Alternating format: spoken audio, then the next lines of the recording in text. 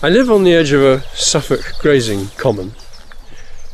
You approach the garden and the house down a bumpy track across the common, over a moat. It's a moated common.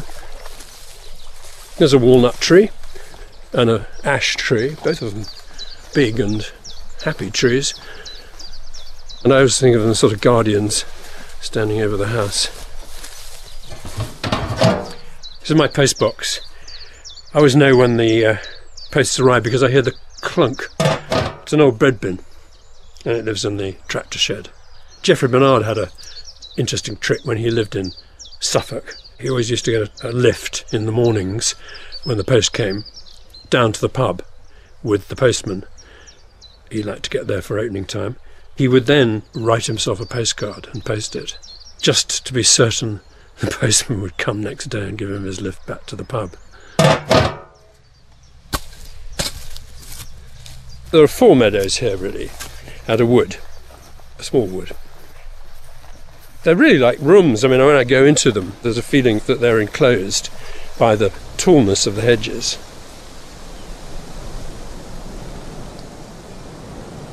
And they're thick and dark.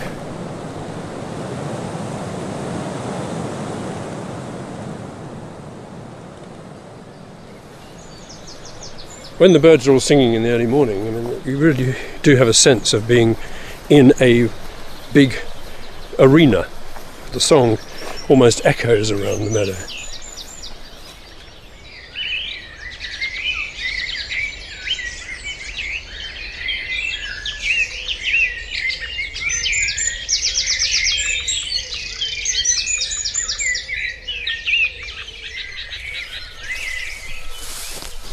I suppose I think of my place, and all these places, much more as clearings than anything else, but this is what you call the garden and what you would call the lawn. It's not a tightly trimmed lawn, it is cut, but the grass is deliberately long. It's good for the frogs and the voles and everything else that lives in the grass. You cross the lawn from the house, looking south, to the moat, which is the same length as the house, about 33 yards long, 20 feet wide, 11 feet deep, and it's got a spring in one end, so the water's good.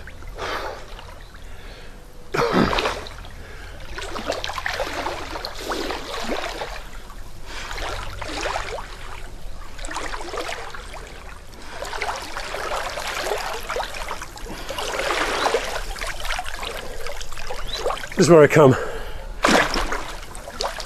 to do some thinking. The idea is you come in here and, like Archimedes, you have an idea and you shout Eureka, and then you go and scribble it down on a sort of papier-mâché notepad on the bank.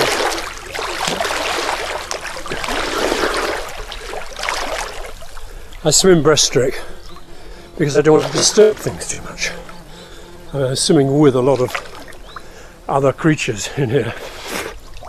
Newts, frogs, damselflies at the moment. And the perspective from down here is terrific, seeing the dragonflies swooping overhead. They often just land actually on my head, literally. They're quite unconcerned. One of the great delights is to put a mask and snorkel on and duck underwater. It's extraordinary what you see in an English moat.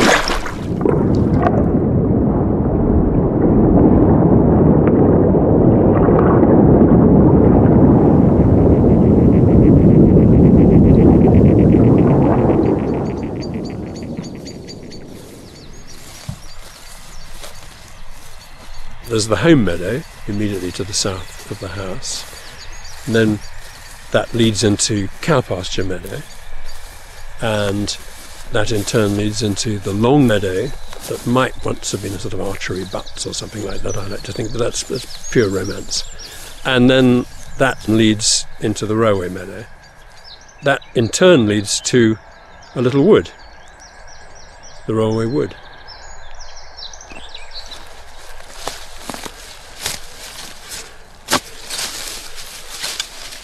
I'm down in the railway meadow where there's a patch of docks that has rather seeded itself in for some reason. So since I have organic pretensions, I'm going to dig them out.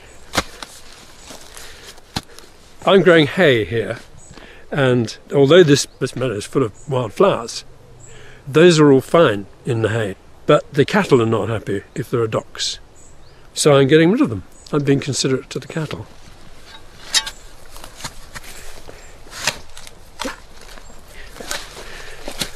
And this is actually not a bad job. It's not that difficult. There's one. They have enormous roots, but I'm using a specially long ditching spade, which gives me plenty of leverage on the roots. This is dock diggers talk. There's a satisfying sound as the roots part company with Mother Earth.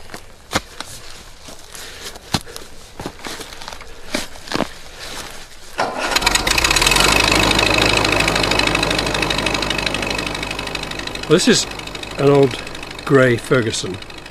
Runs on petrol or paraffin. You can get diesel ones, but this is a petrol paraffin. It's the most beautiful machine. It's so incredibly useful.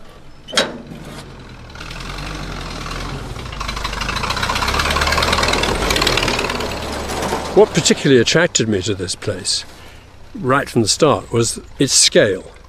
It is small scale. It's 11 acres. But 11 acres is a manageable size. And it's a little bit of old Suffolk. I mean, it really is, in the sense that the hedgerows and the trees and the field pattern conforms to the old maps. I mean, you can go back quite a long way, and the place really hasn't changed.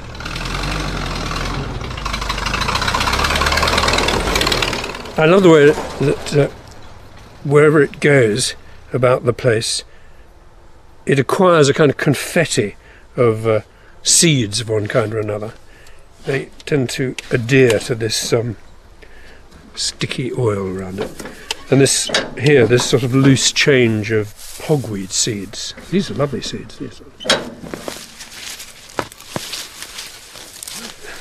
The field's only just been mown and they're seeding again already. This one's just coming into flower. It's a conspiracy.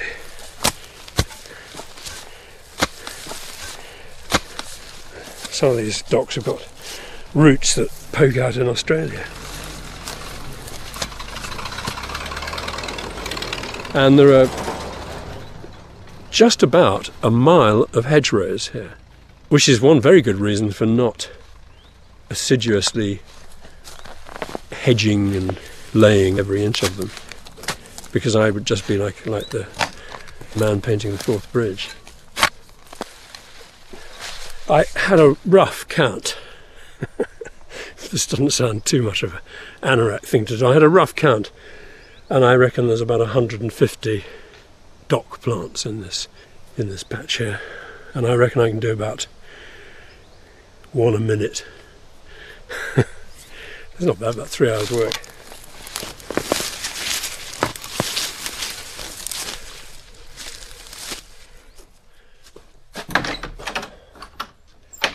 Well, this is the HQ, the workshop.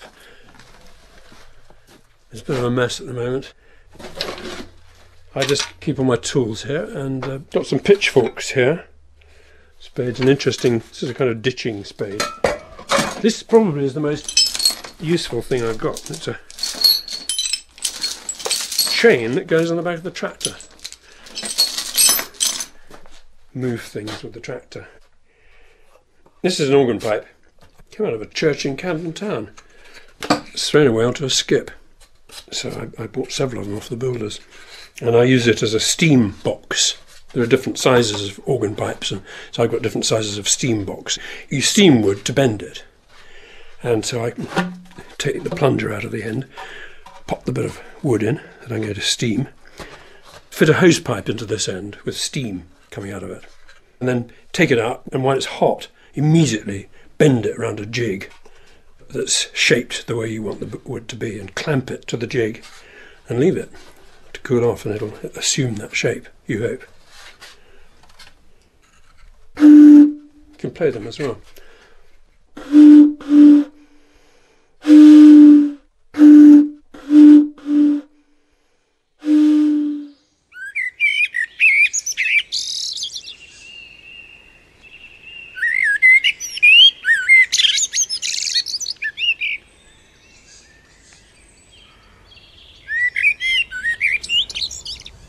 It's dusk on what's effectively the first day of spring, the 18th of March.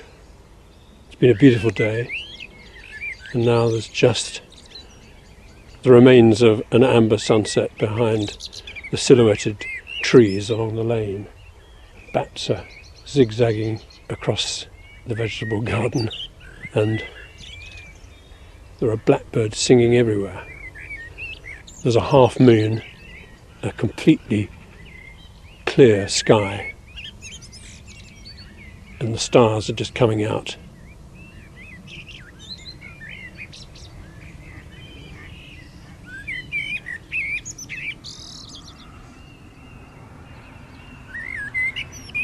And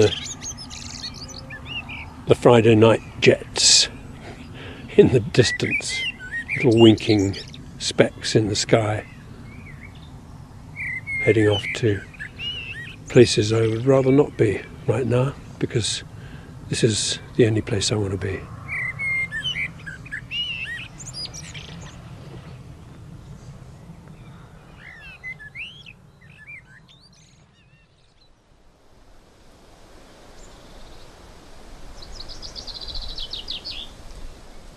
Quite a few of the winds come rolling up from the south, and when the wind comes you hear it rolling up the hedge towards you.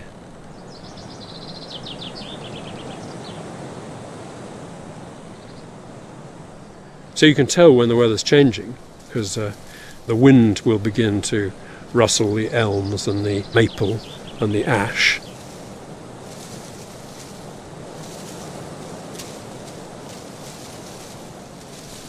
The other thing that happens is that you hear sounds more clearly when it's going to rain.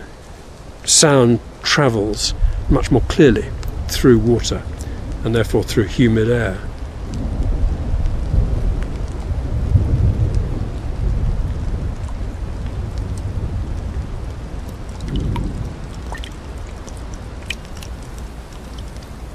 I'm sitting at the open window of my study, and it's just rained and thundered after several days of extremely hot weather.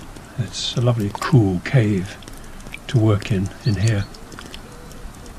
And I'm sitting at the open window looking out across the lawn at the mulberry tree, and now it's raining and all its leaves are glistening, and if I were a silkworm I would be salivating. And here comes my friend the blackbird. We know each other well. He's after the worms. And the cows, they're complaining quite a lot this evening. They have been all afternoon, I suppose, anticipating the onset of the thunder.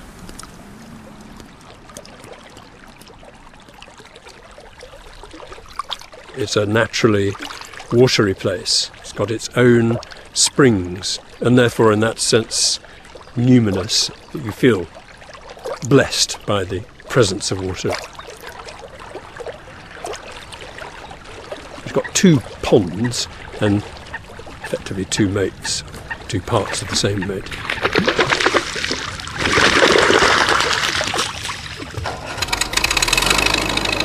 I also like the way this tractor, when you turn it off, it comes to rest with a sort of sigh through several revolutions, almost as if it's reluctant to stop. It doesn't just stop like a car.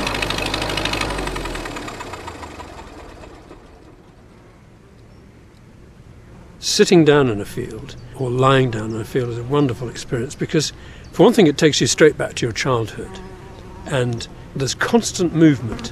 You're seeing, apart from the movement of the bees and the butterflies, the restlessness of them, there's the constant movement of all the grasses and the flower heads in the breeze. So it's a very varied landscape. And of course you see how everything grows up at different heights, you know, competitively I suppose. The white clover only goes up, say, 6 or 9 inches. The plantains go up a bit higher. The cocksfoot grasses go up still higher. And then there's a lovely Yorkshire fog, the purple haze of the Yorkshire fog grasses. It's in the middle distance. It's a good viewpoint. This is an old school bell. My mother used to use to call me and my chums in, my playmates in from the fields when we were little. And I, in turn, used it here as a sort of bush telegraph to call in Rufus, my son, and his playmates for their tea. Now, lower down, of course, in amongst this forest of grass, all the bees are working, the bumblebees. I mean, they're extraordinarily busy at this time of year. And there's a slightly unusual one, Pratorum, one with an orange bum. It seems to like living around here. There's a little nest in the compost heap in the vegetable garden. And lots of ichneumon flies, wasp imitators, some of which are extremely elegant, lovely, long, slender bodies and sort of stripes on them, making themselves look as fearsome as possible. Of course, they're completely harmless, but they want to scare off the predators. And there are a lot of those. They're very, very beautiful. And the butterflies.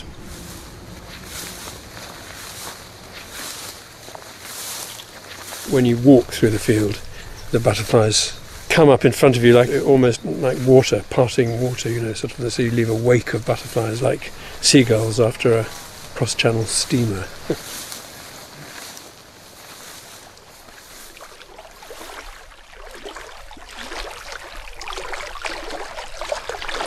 The interesting thing about a moat and swimming in wild places like this, because one's grown up with swimming pools and so on, one tends to think of water as blue, or swimming as essentially a blue experience. Whereas swimming in the wild, it's essentially a green experience. I mean, everything here is green. The waters are sort of clear green.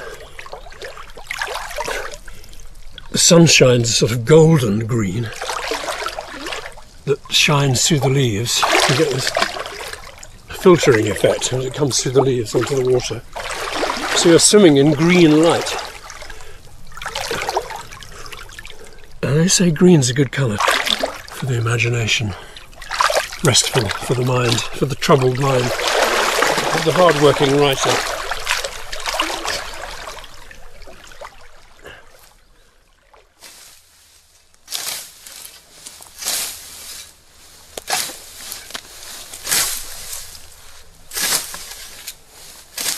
I've got 2 or 3 scythes, I have to admit. I've got a weakness for scythes because they're such beautiful things and they're so finely made. This ash handle is steamed into shape. So the whole thing is just a single stem of ash steamed into this extremely sinuous, almost dancing shape. You've got to keep it sharp. I mean, that's the first thing. I've got an anvil and a hammer in the workshop. When the blade gets a bit uneven or blunted, then I beat it to thinness, to greater thinness. But then you use a whetstone.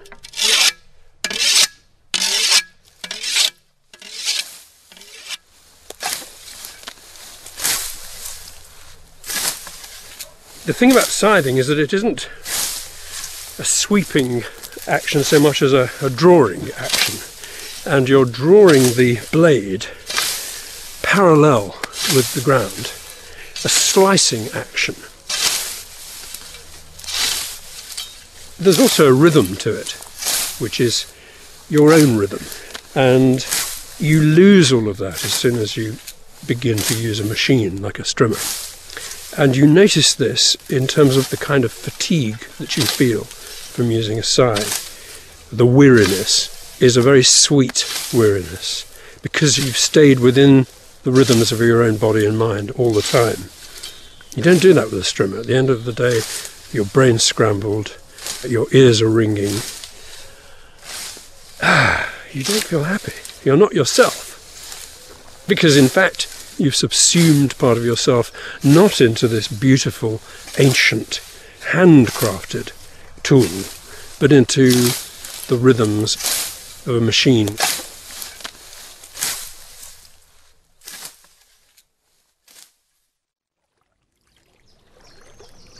It's middle of June now, and this is a particularly good moment because the figwort, practically my favourite plant, the water figwort, has just come into bloom. Great spires of deep crimson, tiny flowers, which these bumblebee workers aren't slow to discover. And there are baby moorhens whispering away under the hedge that runs all down one side of the moat. And there's a mother moorhen down at the other end. I love the moorhens. I love the way they stalk across the lawn with much too big legs, much too long legs and much too big feet. You know, like in the Fat Swallow song, your feet's too big. Oh, your pedal extremities are colossal. To me you look just like a fossil. You got me walking, talking and squawking, 'cause your feet too big, yeah. I'm fond of them, and I like their reclusiveness, really, because they're always disappearing off into the shadows along the sides of the moat. Your pedal extremities really are obnoxious. Well, this is the shepherd's hut. Made in about 1920, this one. And the shepherds used them, they just towed them out of the fields on these iron wheels at lambing time. So the shepherd could stay out in all weathers. It's about 15 feet long, 7 feet wide. It's got a rounded barrel-shaped roof of corrugated tin. Very, very attractive inside because it's lined inside with very old pine boards which have absorbed the smoke and things from the stove. There's a little stove in the corner. And get it going with a bit of kindling, and then I just burn this nuggets of coal in it, and it glows. It soon warms up.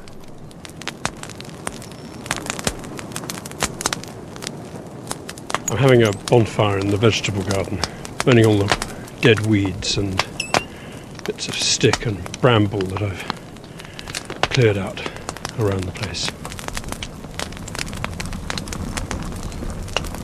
I'm always amazed at the intensity of the heat that comes off a bonfire. I love the way the twigs curl into question marks and then drop off into the ash.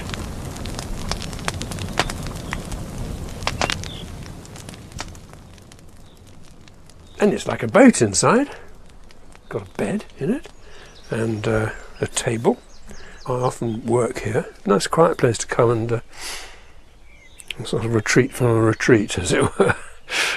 And it's a great hide, really, for observing birds and for listening to birds as well. Early mornings, if I sleep out here, which I often do in the summer, you hear birds hopping about on the roof. You get woken up by a magpie or something, making incredible din, hopping along the tin roof up above, which is, the whole thing's like a musical instrument, like a washboard. You get a bird running along the roof. It's really like somebody playing a washboard and you're inside the washboard.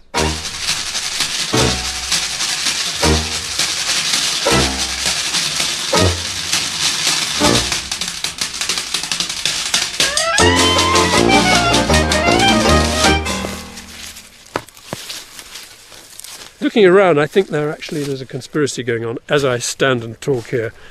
More docks are actually springing up at my back. I'm going to turn around and find another 200.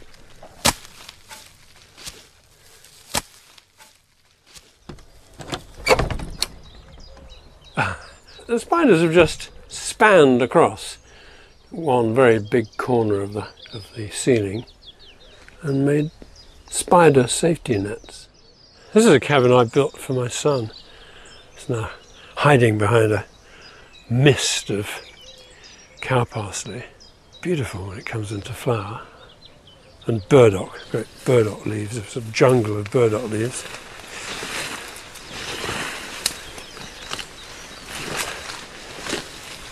He used to sleep in it and with his mates. One of the things I failed to realise in my naive way was that next door is the cider shed, because it never crossed my mind that they might be nicking the cider, but they were. I used to get up rather late sometimes.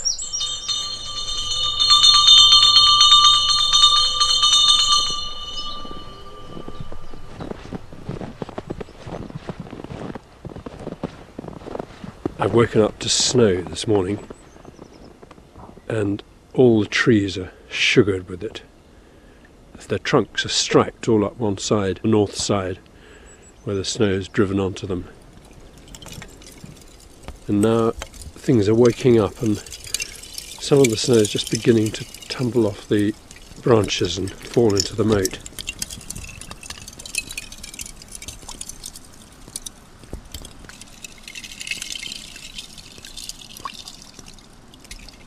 There's a row of flower pots with young apple trees in them, and they're all iced in snow, and they look like a row of baking tins that have just come out of the oven with the bread billowing out of the top. That's the snow. A thick hat, almost like a chef's hat of snow on top of each one.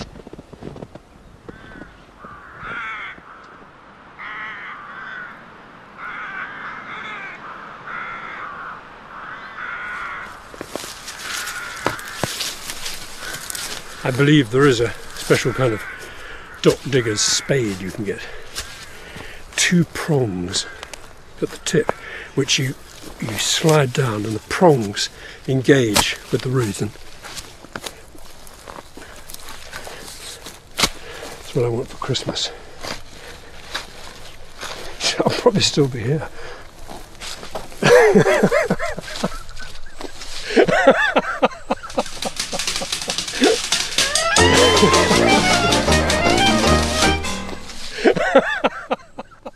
The Garden was presented by Roger Deakin and produced in Bristol by Sarah Blunt.